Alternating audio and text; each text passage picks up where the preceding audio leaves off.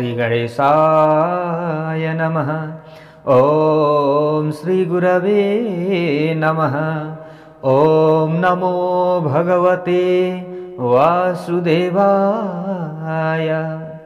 गुरुर्ब्रह्मा गुरुर्विष्णु गुरुर्देवो महेश्वरा। गुरु साक्षात् परं ब्रह्मा तस्मै श्री गुरवे नमः। कृष्णाय वासुदेवाय हरये परमात्मने प्रणतक्लेशनाशाय गोविन्दाय नमो नमः।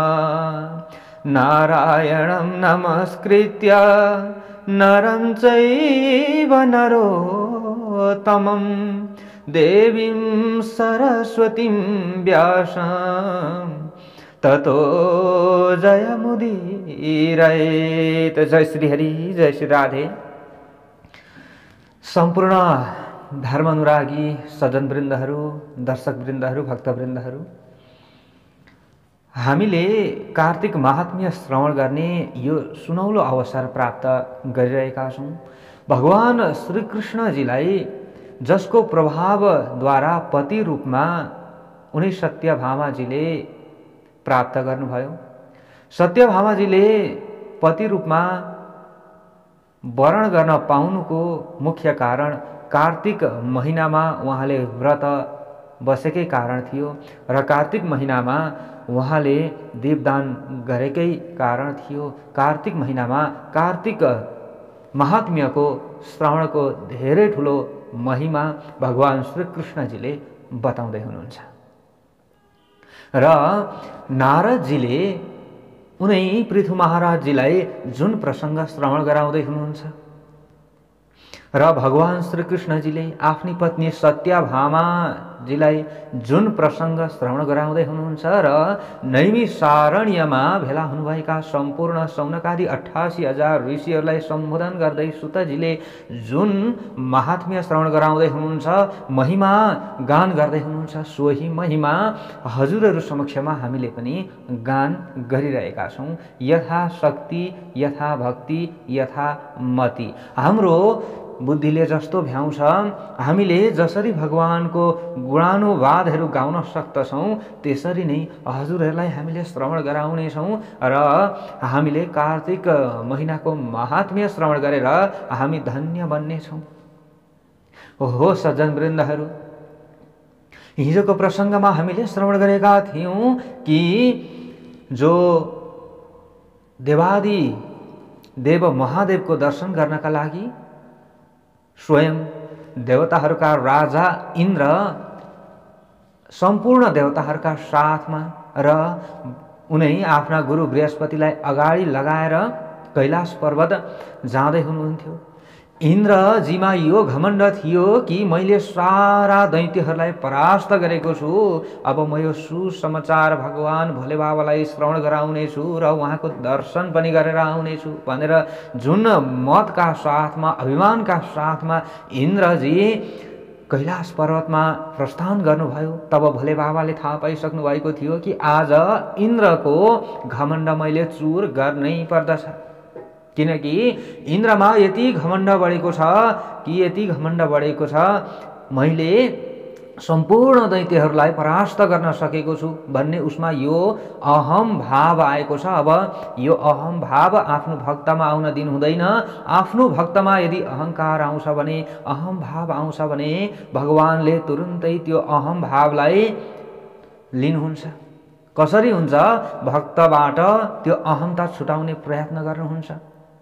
इन्द्रजी त जाँदै हुनुहुन्थ्यो, जाँदा जाँदै भीमकाय पुरुषलाई अगाडि देखिसकेपछि, डरलाग्दो पुरुषलाई अगाडि देखिसकेपछि वज्र प्रहार इन्द्रजीले गर्नुभएको थियो। तर त्यहाँबाटै भगवान भोले बाबा प्रकट हुनुभयो। त्यस पछाडि यो भोले बाबाको उग्र रूपलाई देखेर आफ्ना जजमानको रक्षा गर्नका लागि बृहस्पति गुरुले भोले बाबाको स्तुति गर्नुभयो। भोले बाबाले पनि अब तपाईको कल्याण होस्, आफ्नो जजमानको उद्धार गर्नुभएको छ, रक्षा गर्नुभएको छ। अब तपाईको नाम जीव हुनेछ। आजदेखि सबैले बृहस्पति गुरु भनेर भन्ने गर्दथे, तर आजदेखि बृहस्पति गुरु मात्रै होइन, तपाईको नाम त जीव हुनेछ।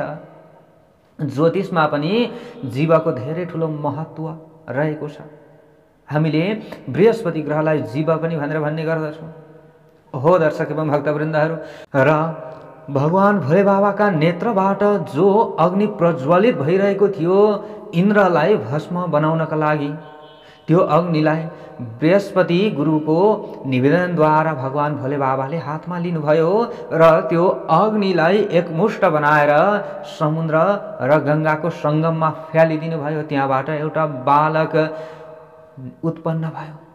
समुद्रको काखमा बालक उत्पन्न भइसकेपछि त्यस पछाडि त्यसको रुदन सारा ब्रह्माण्डमा थर्कियो। त्यो बालक रोएको कारणले गर्दा त्यस पछाडि ब्रह्माजी त्यहाँ समुद्रमा पुग्नुभयो र गएर ब्रह्माजीले नै नामकरण संस्कार गराइदिनु भएको थियो र उसको नाम जलन्धर भनेर राखिदिनु भएको थियो र जलन्धरको विवाह पनि भइसकेको छ। हेर्नुहोस् आदरणीय दर्शक एवं भक्तवृन्दहरू, वृन्दासँग अब अगाडि गएर नारदजीले भन्दै हुनुहुन्छ। के भन्नुहुन्छ त पृथु महाराजजीलाई? ये देवैर्निर्जिताः पूर्वं दैत्याः पाताल संस्थिताः तेपि भूमण्डलं याता निर्भयास्तमुपाश्रिताः। नारदजीले भन्दै हुनुहुन्छ, जुन दैत्यहरूलाई देवताहरूले पराजित गरेका थिए, अगाडि इन्द्रले पराजित गर्नुभएको थियो देवताहरूका साथमा भएर दैत्यहरूलाई, ती दैत्यहरू अब पातालमा रहँदै थिए। पातालमा भएका दैत्यहरू जब जलन्धर राजा भए, राजा भइसकेपछि जलन्धरको आश्रय पाएर सबै दैत्यहरू पृथ्वीमा अब निर्भय भएर उनीहरू आउन थाले, पृथ्वीमा भ्रमण गर्न थाले। किनकि जलन्धर महाशक्तिशाली थिए, स्वयं भगवान रुद्रकै अंश भनौँ अथवा रुद्रबाटै प्राकट्य भएका थिए।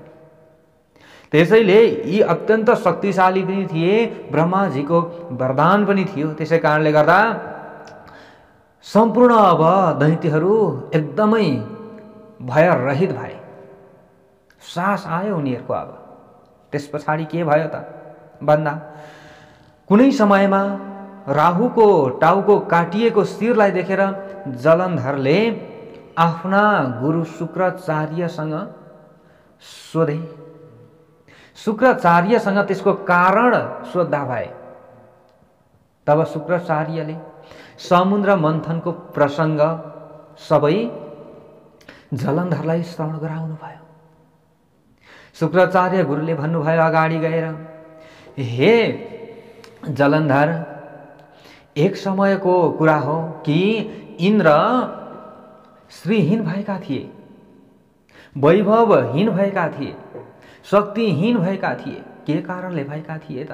त्यो कुरा म भन्दैछु, श्रवण गर्नुहोस् भनेर शुक्राचार्य गुरुले त्यतिखेरका राजा जलन्धरलाई श्रवण गराउँदै हुनुहुन्छ।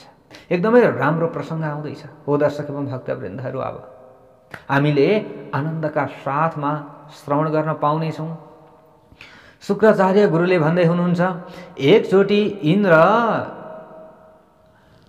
जब दैत्यहरूलाई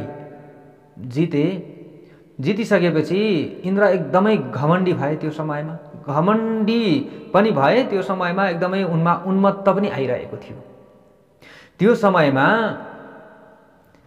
जो दुर्वासा मुनि हुनुहुन्थ्यो, दुर्वासा मुनि इन्द्रको दरबारमा पुग्नु भएछ र दुर्वासा ऋषिसँग एउटा माला रहेछ, श्री लक्ष्मीद्वारा प्रदत्त भएको अथवा एकदमै वैभवशाली माला रहेछ। त्यो माला इन्द्रलाई दिनुभयो। अब तिमीले सारा दैत्यहरूलाई पनि जित्यौ, अब यो मलाई के काम, म त जोगी हो, मलाई त यो स्त्रीको पनि आवश्यकता छैन, तिमीलाई राज्य सञ्चालन गर्नुपर्नेछ, तिमीले यो माला लगाऊ भनेर इन्द्रलाई लगाइदिनु भयो। इन्द्रले त त्यो मालाको अवज्ञा गरिदिए। उनले त्यसलाई ख्यालठट्टा सम्झिएर त्यो माला चाहिँ हात्तीलाई लगाइदिएछन्, ऐरावत हात्तीलाई। त्यतिखेरै दुर्वासा ऋषिलाई क्रोध आयो। क्रोध आएपछि भनिदिनु भयो, हे दुर्मते, मेरो मालाको अवज्ञा गरेका कारणले गर्दा अब चाँडै नै तिमी श्रीहीन हुनेछौ भनेर यसरी श्राप दिनुभयो। उहाँ आफ्नो बाटो लाग्नुभयो। बिस्तारै बिस्तारै बिस्तारै गरेर त इन्द्र एकदमै श्रीहीन भए, वैभवहीन भए। हेर्नुहोस् है, यसरी मान्छे बिस्तारै सकिन्छ। कहीँबाट श्राप पर्यो अथवा कहीँबाट आफूले गल्ती गरियो भने नि एकैचोटि त थाहा हुँदैन, एकैचोटि हामीलाई केही कुरा पनि प्राप्ति हुँदैन र एकैचोटि सबै कुरा सकिँदैन पनि। बिस्तारै बिस्तारै बिस्तारै गरेर सकिन सक्छ। हामीलाई कहीँबाट नराम्रो हुनु छ भने हेर्नुहोस् है, अब यहाँ इन्द्र पनि श्रीहीन बन्न लागे। सबै इन्द्र लोकमा भएका खजनाहरू, कल्पवृक्षहरू भए सबै कुरा समुद्रमा गएर विलीन हुन लागे। त्यस पछाडि इन्द्र एकदमै कराउन लागे, रुन लागे। भगवान श्रीहरि नारायणका शरणमा पुगे। नारायणले भनिदिनु भयो, तिम्रो सारा ऐश्वर्यहरू, सारा सम्पत्तिहरू र तिमीसँग भएको यो सबै बल, यो तिमीसँग अहिले केही पनि छैन, यो सबै समुद्रमा गएर विलीन भएको छ। अब तिमीले रोएर कराएर चिच्याएर यहाँ हुनेवाला केही पनि छैन। उद्योग आफैले गर्नुपर्दछ, आफैले गर्नुपर्दछ। उद्योग गर, के गर्नु त प्रभु भनिदिनुहोस् न भनेर यसरी इन्द्रले बिन्ती गरिसकेपछि नारायण भगवानले भन्नुभयो, अब तिमीले समुद्र मन्थन गर्नुपर्दछ। समुद्र मन्थन गर्यौ भने तिमीले सारा खजनाहरू त्यहाँबाट प्राप्त गर्न सक्दछौ। तिमीबाट विलीन भएका, तिम्रो राज्यबाट विलीन भएका, र त्यहाँबाट अमृत पनि निक्लिनेछ र त्यो अमृत पिएर सबै देवताहरू अमर पनि हुनेछौ। त्यसका लागि उद्योग गर्नुपर्दछ, कर्म गर्नुपर्दछ। उद्योग नगर्ने व्यक्तिको भाग्य नासिन्छ र भाग्य पनि हुन्छ, तर भाग्य खोज्नका लागि उद्योग गर्नै पर्दछ, परिश्रम गर्नै पर्दछ। जाओ समुद्र मन्थन गर भनिसकेपछि इन्द्रजीले फेरि बिन्ती गर्नुभयो, हे भगवान, हामी देवताहरूले मात्रै कसरी समुद्र मन्थन गर्ने, त्यत्रो ठुलो समुद्र कसरी मन्थन गर्ने, केही उपाय बताइदिनुहोस्। भगवानले भन्नुभयो, अब सक्दैनौ भने दैत्यहरूको सहारा लियो। भन्ने बित्तिकै इन्द्र का शरीरबाट त पसिना छुटे। अरे प्रभुजी के बोल्दै हुनुहुन्छ यो? जुन दैत्यहरूलाई मैले परास्त गरेँ, अहिले ती दैत्यहरू मेरा शत्रु हुन्। मलाई भेट्ने बित्तिकै त उनीहरूले अहिले मलाई सिद्ध्याउँछन्। कसरी गएर सन्धि गर्ने, के गर्ने? म सबै कुरा व्यवस्था मिलाउँछु, गएर माफी माग र समुद्र मन्थनका लागि आग्रह गर। किनभने आफ्नो स्वार्थका लागि शत्रुको पनि पाउ मोल्नु पर्दछ। हुनु पर्दछ मौकामा शत्रुको पनि सेवक, कोइली कागकै बच्चा हुन्छ सानो छदातक। हो, यदि आफूले फाइदा लिनु छ भने शत्रुसँग ठुलो भएर होइन, शत्रुसँग सानो भएर जानुपर्छ र आफूले फाइदा लिनुपर्छ। यसो गर। कोइली नि सानोमा कागकै बच्चा हुन्छ अरे।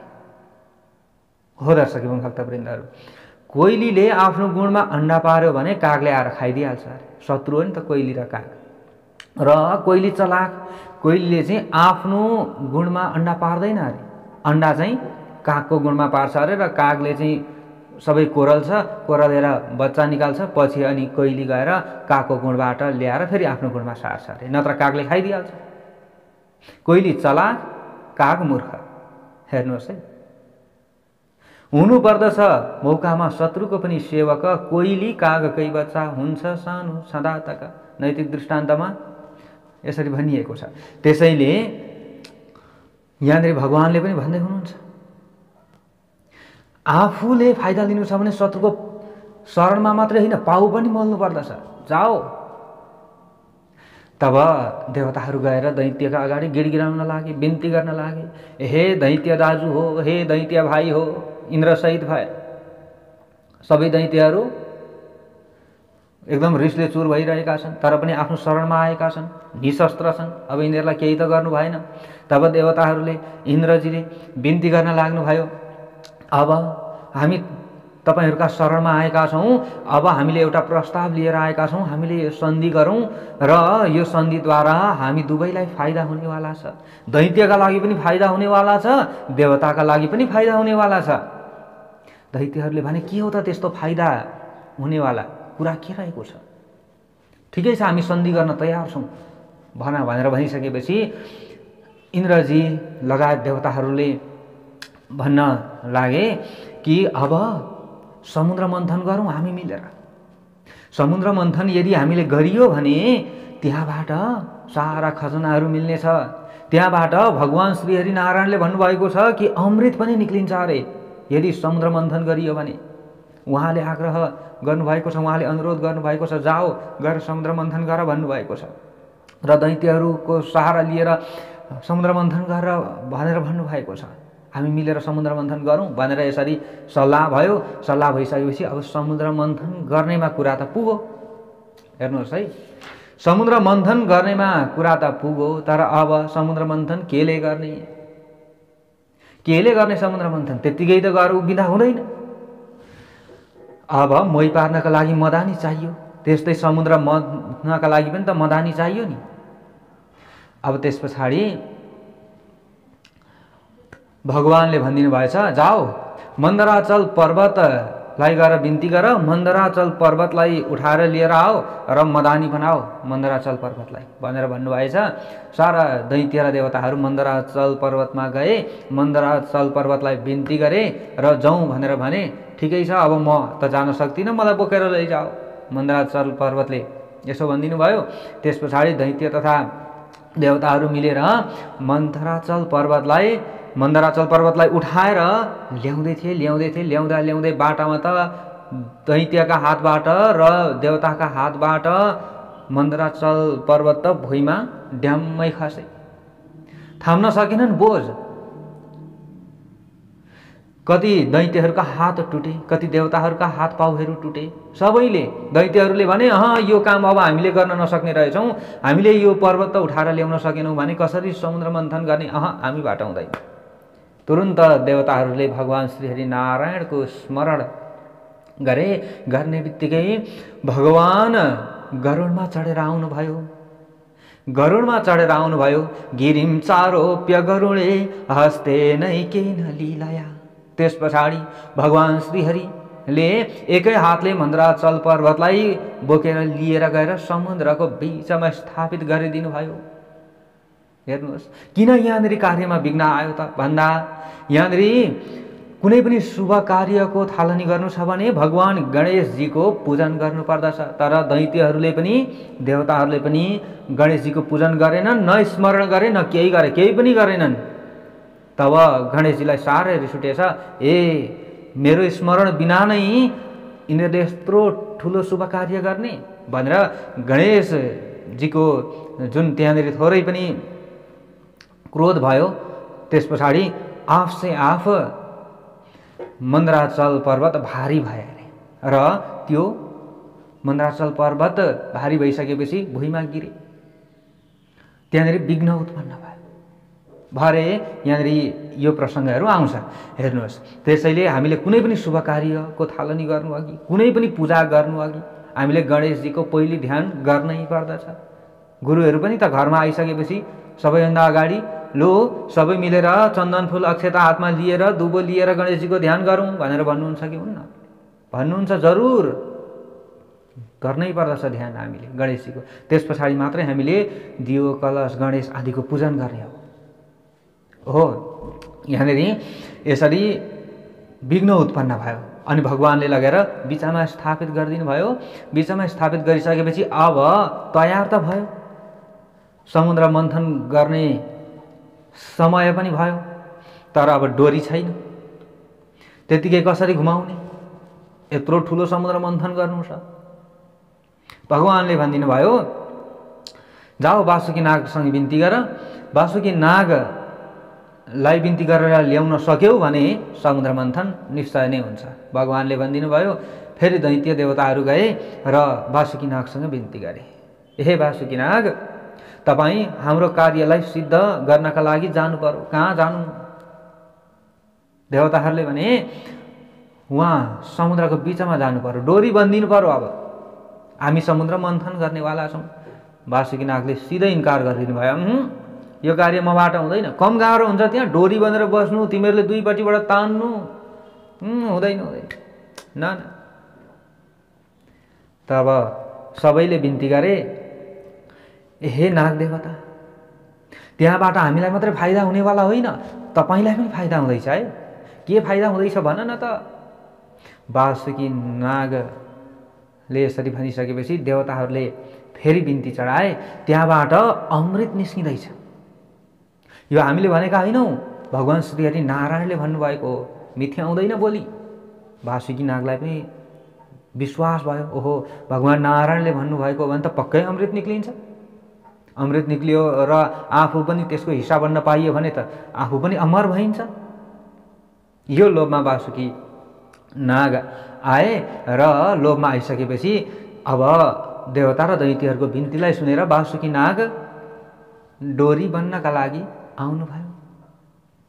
डोरी बन्नका लागि आउनुभयो र मन्दराचल पर्वतलाई वरिपरिबाट बेर्नुभयो। अब ठिक्क तान्ने बेला त भयो, तर अब त्यहाँ फेरि अर्को समस्या आइलाग्यो है। हेर्नुहोस् है, अब देवताहरू भन्छन् हामी श्रेष्ठ कुलका हौँ, हामी सबैभन्दा श्रेष्ठ हौँ, हामी शिरपट्टि समात्ने भन्छन्। अब दैत्यहरू भन्छन् ए हामी चाहिँ कम कुलका हौँ, हामी पनि कश्यप ऋषिका सन्तान हौँ, हामी पनि शिरमै लाग्ने। अब दुईपट्टिकै दुई पक्ष नै शिरमा लाग्दा मन्थन हुने भयो त भएन। भगवान्ले लीला हेरिराख्नु भएको छ। ए किन झगडा गर्छौ, मिलेर गर न भन्नुहुन्छ। मिल्नेवाला छैन। देवताहरू पनि शिर नै समात्ने, दैत्यहरू पनि शिर नै समात्ने। देवताहरूले भन्छन् होइन तिमीहरू जाऊ न पुच्छर समात। मान्नेवाला छैन दैत्यहरू। न गृह्णी मो वयम पुच्छ महे रङ्गम मङ्गलम। यो अमङ्गलवाला पुच्छर हामी समात्नेवाला छैनौँ, किनकि पुच्छरबाट त विष्टा निक्लिन्छ। यस्तो विष्टा निक्लिने ठाउँमा हामी समात्छौँ, हामी त हुँदैन हुँदैन, हामी त शिर नै समात्ने। टेर्नेवाला छैन।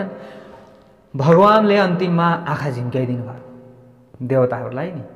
ए तिमीहरू पुच्छरतिरै लाग, फाइदा तिमीहरूलाई हुनेवाला छ। तुरुन्त देवताहरूले इसारा बुझे। इसारा बुझिसकेपछि देवताहरू पुच्छरपट्टि समात्ने भए, दैत्यहरू शिरपट्टि समात्ने भए।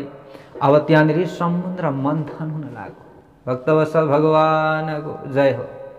हेर्नुहोस् है, समुद्र मन्थन हुन लाग्यो, समुद्र मन्थन हुन लाग्यो।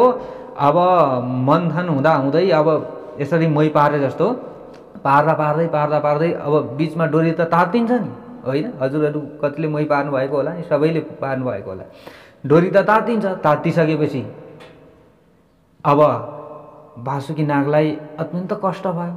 कष्ट भइसकेपछि वासुकी नागले मुखबाट आगोको ज्वाला निकाल्न लागे। फोहरा नि मुखबाट तातो सास निक्लिन लाग्यो। यो तातो फोहरा, तातो सास निक्लिसकेपछि अब यतिखेर चाख्दैछन् दैत्यहरू। ओहो हो, अघि त बित्थामा लडाइँ गरिएछ, बरु पुच्छरपट्टि नि लागेको भए हुन्थ्यो। अहिले त हेर हामीलाई त साह्रै कष्ट भयो, सबै पसिना पुसिया छन्, यो त साह्रै नसकिने भयो, सबैलाई कष्ट हुन लाग्यो।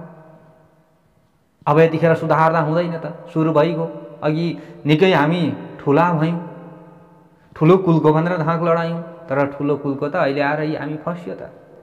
सबैले यो विचार गर्न लागे, एक अर्कामा कुरा गर्छन्। आग लागे घरमा भएपछि कुवा खन्दा हुने छैन है। हेर्नुहोस्, पछाडि बुद्धि आयो, काम सुरु भइसक्यो।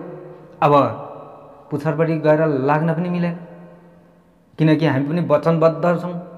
बोलेको वचन त हामी पनि काट्दैनौँ। अब यतिखेर कष्ट भइरहेको छ।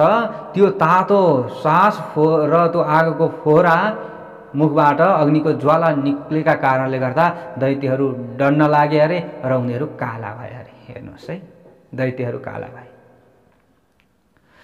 र पनि कष्टका साथ उनीहरूले मत्थै थिए। उनीहरू एकदमै शक्तिहीन हुन लागे। तब अजित भगवान स्वयं नै गएर मथ्न लाग्नु भयो अरे।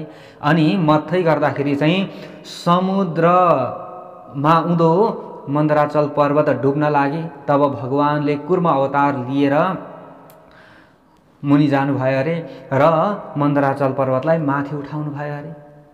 भगवानको लीलाहरू धेरै छ यहाँनिर। भगवान श्री हरिनारायणको लीला। अब यसरी मथै जाने बेलामा हामीले कुनै पनि प्रयत्न गर्दछौँ भने, भगवानको चाहे पूजा गर्दछौँ, चाहे हामीले कुनै पनि समस्यालाई हल गर्नका लागि अगाडि बढ्छौँ अथवा हामीलाई कुनै पनि फल प्राप्तिका लागि हामी अगाडि बढ्छौँ भने सुरुमा हामीलाई कष्ट नै हुन्छ, हामीलाई सुरुमा फल हाता लाग्दैन भन्ने कुराको शिक्षा अब हामी यहाँबाट लिँदैछौँ। सुरुमा यहाँनिर अमृत निक्लियो त निक्लेन, सुरुमा त के निक्लियो, हाल नाम गरेको विष निक्लियो, भक्तवत्सल भगवानको जय हो। अब हेर्नुहोस् है, सुन्दैछौँ हामी अगाडि, सुरुमा त अमृत निक्लेन, विष पो निक्लियो। सारा पृथ्वीका जलचरहरू थलचरहरू पीडित हुन लागे, छटपटाउन लागे, सारा प्राणीहरूमा चाहिँ सास बन्द हुन लाग्यो।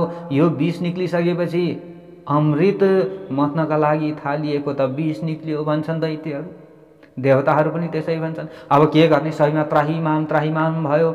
अब प्राण नै छुट्ला जस्तो भइसक्यो, छोड्नु पनि भएन। अब के गर्ने, कसो गर्ने, सबै भगवान भोले बाबाका शरणमा जाउँ भनेर बिन्ती गर्न लागे। अब त्यो विषलाई एकट्ठा गरे उनीहरूले, एकट्ठा गरेर विष लिएर अब कहाँ जाने, भगवान भोले बाबा कहाँ जाने। हेर्नुहोस् है, देवादिदेव महादेव। अब विष पिउने बेलामा चाहिँ भगवान भोले बाबा, अमृत पिउने बेलामा चाहिँ देवताहरू। हेर्नुहोस् यहाँले सबै गएर भगवान भोले बाबाकामा लिएर जान थाले, किनभने भोले बाबा त अगाडिदेखि नै सामर्थ्यवान हुनुहुन्थ्यो विष भाङ धतुरो पचाउनका लागि। भगवान भोले बाबाले अगाडिदेखि नै यो विष पचाउनु छ मैले भनेर उहाँले सारा चाहिँ अभ्यासहरू गरिराख्नु भएको थियो हैन। हामीले यसरी बुझ्दा पनि भयो नि त। उहाँले गाँजा खाने, भाङ खाने गरेर आफ्नो शरीरलाई मजबुत बनाउनु भएको थियो कि विष पचाउनका लागि। अचेल भन्छन् नि, भोले बाबाले चाहिँ भाङ खाँदा हुन्छ, विष के अरे विभिन्न चाहिँ खाँदा हुन्छ, भाङ खाँदा पनि उहाँको चाहिँ निन्दा हुँदैन, हामीले चाहिँ खान नहुने भनेर भन्छन् नि। त्यतिखेर भगवान भोले बाबाले विष पनि त खानुभएको थियो नि। अहिले एक थोपा विष अरू हामीले खाएर देखाउँ त, हो सकिँदैन। त्यसैले भगवानले यो गर्नुभएको थियो भनेर हामीले सक्दैनौँ गर्नका लागि त्यो बाटोतिर जाने होइन। जुन सत सन्देश हो त्यसलाई चाहिँ हामीले ग्रहण गर्ने हो र सक्ने कार्यलाई हामीले गर्नुपर्दछ।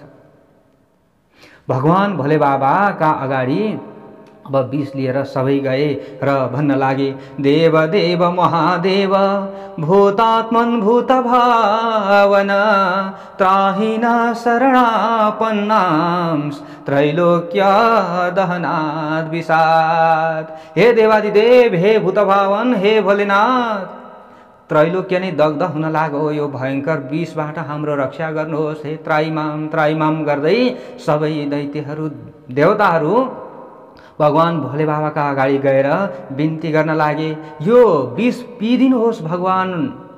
हे देवादिदेव महादेव, तपाईं नि सर्व सामर्थ्यवान हुनुहुन्छ भनेर भगवान विष्णु पनि हुनुहुन्छ, ब्रह्माजी पनि हुनुहुन्छ। सबै भए जति देवता भगवानहरू भगवान देवादिदेव भोले बाबाका अगाडि गएर बिन्ती गर्न लागे।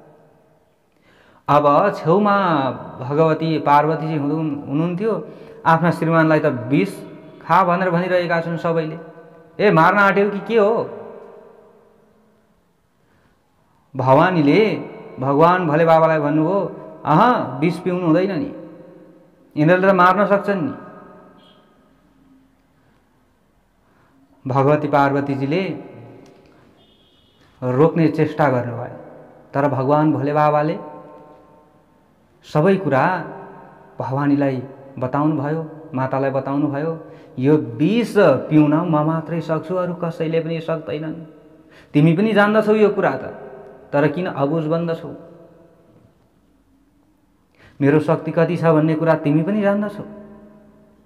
त्यसैले म यो विष पिउँछु, किनकि सबैको कल्याण हुन्छ। म मर्दा भने पनि होस् न त, म मरे भने के भयो त? सबैको यदि कल्याण हुन्छ, एउटा मर्दाखेरि लाखौंको उद्धार हुन्छ भने के हुन्छ त त्यहाँ? त्यसै कारणले गर्दा बरु सबैको कल्याण होस्, तर मरे भने पनि म मर्छु, तर विष चाहिँ पिउँछु, सबैको उद्धार हुन्छ, कल्याण हुन्छ भनेर भगवान भोले बाबाले ल्याऊ विष भन्नुभयो। ततः करतलीकृत्य व्यापी हालाहलं विषम् अभक्षयन् महादेवः कृपया भूतभावनः। हेर्नुहोस् है, अब त्यस पछाडि भगवान भोले बाबाले हातमा विष लिनुभएछ र अञ्जलीमा भोले बाबाले विष लिएर विष पान गर्न लाग्नुभयो भक्तवत्सल भगवानको। अब त्यहाँबाट उता कस्तो कथा आउँछ त भोलि, एकदमै राम्रा राम्रा चरित्रहरू आउँदैछन्, भोलि हामी श्रवण गर्नेछौँ। आज हामीले 10 अध्यायको कार्तिक महात्म्य श्रवण गर्दै थियौँ र अलिकति लामो हुन्छ, 30-31 मिनटभन्दा उता लाँदाखेरि हजुरहरूलाई पनि, त्यसैले आज हामीले यहीँ विश्राम लिन्छौँ। भोलि यहाँबाट उता अझै राम्रा प्रसङ्गहरू आउँछन्, हजुरहरूले श्रवण गर्नुहोला। आजको भागबाट मलाई बिदा दिनुहोस्। जय श्री हरि।